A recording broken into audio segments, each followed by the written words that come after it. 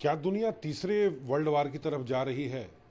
ऐसा कहना है उन विशेषज्ञों का जो सालों से राजनीतिक मामलों में नज़र बनाए हुए हैं।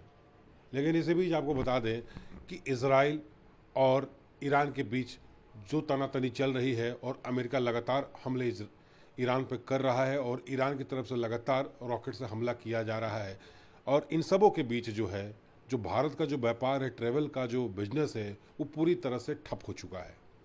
हमारे साथ दीपक जैन जी मौजूद हैं बात करने के लिए, जो कि सालों से ट्रैवल एजेंसी चलाते हैं। उनसे हम बात करते हैं। दीपक जी, हमारे दर्शकों को बताइए कि कितना नुकसान आपको हुआ है और कितने लोग अभी दुबई में फंसे हुए हैं।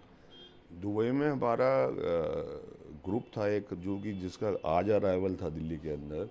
वो लगभग लगभग 62 लोग हैं टोटल के टोटल, और सारे सीनियर सिटीजन्स हैं। वो उनकी फ़्लाइट आज एयर इंडिया की फ़्लाइट थी रात की 8:40 की, वो कैंसिल हो चुकी है। अब उनका हमने एक्सटेंशन किया है 2 नाइट्स का, बिकॉज हमको ये न्यूज़ मिली है कि 5 तारीख से रीस्टेंट हो जाएगी फ़्लाइट्स।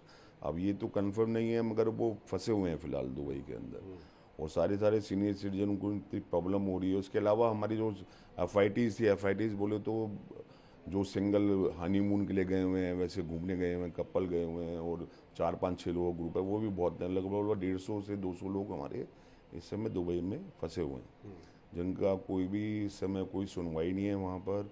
वो कैसे आएंगे अभी तक किसी को कुछ नहीं पता है। होटल एक्सटेंशन है, खाना है, पीना है, बिल्कुल लिमिटेड मनी होती है सबके पास, तो सब चीज़ों का बहुत ही ज़्यादा इफेक्ट पड़ रहा है। इसके अलावा दुबई के अलावा भी जो भी टूरिज़्म से रिलेटेड है, सपोज कुछ सिंगापुर जा रहा है, थाईलैंड जा रहा है, कहीं पे भी जा रहा है, तो हर चीज़ की बुकिंग की हमारे पास कैंसिलेशन रिक्वेस्ट आने लगी है अभी से।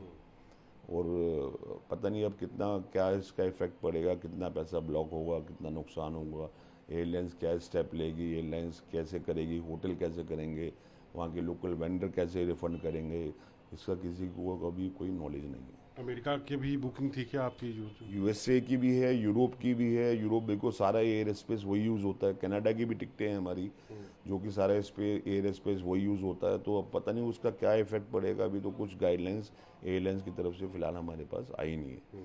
तो जैसे आएगी तो तब अपडेट हुआ कि कैसे एयरलाइंस रीशेड्यूल करेगी, रिफ़ंड करेगी, या गेस्ट को कितनी प्रॉब्लम होने वाली है, अब कुछ नहीं पता। चाइना का भी बहुत सीजन है।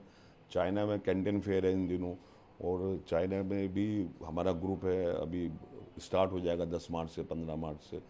तो उसका भी अब पता नहीं वो उस चाइना का कि कैंसिलेशन होगा, क्या फ़्लाइट उड़ेगी।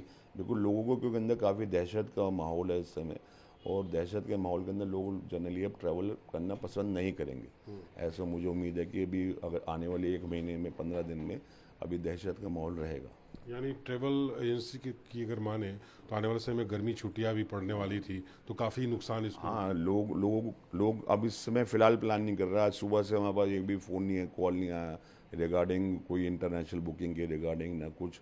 कल भी परसों भी, मतलब 2-3 दिन से यही माहौल है कि कोई लोग अब कोई इंक्वायरी भी नहीं कर रहा है इस समय फ़िलहाल ट्रैवल करने के लिए। तो सरकार से आपकी कोई बातचीत हुई है? ये जो पब्लिक जो घूमने के लिए गए हैं टूरिस्ट, उनसे आप लगातार संपर्क में हैं? लोगों को जो हमारे टूरिस्ट गए हुए हैं वहाँ पर, तो उनसे तो हम संपर्क में हैं, चाहे वो सिंगापुर में हैं, चाहे वो दुबई में है, चाहे कहीं पर भी है। लेकिन सरकार क्या स्टेप ले रही है? अब दुबई में हम लोगों का सीनियर सिटीजन ग्रुप फंसा हुआ है। मेरी सरकार से रिक्वेस्ट है कि उनको वहाँ से निकालने के लिए कोई क्या बंदोबस्त करती है। मैंने अभी ग्रुप को बोला है, ग्रुप लीडर को, कि वो इंडियन एम्बेसी में दुबई में कॉन्टैक्ट करे, तो वो कैसे उनको मैनेज करेंगे, अब वो पता लगेगा अभी थोड़ी देर में। लगभग अलग अलग देशों की बात करें तो कितने लोग फंसे हुए हैं? एक मेरे आंकड़े बता। मेरी नज़र में मेरे थ्रू जो पैसेंजर गए हुए हैं दुबई में, अगर यूएई की कंट्रीज़ की बात करूँ, लगभग 200-250 पैसेंजर मेरे हिस्से में दुबई के अंदर हैं।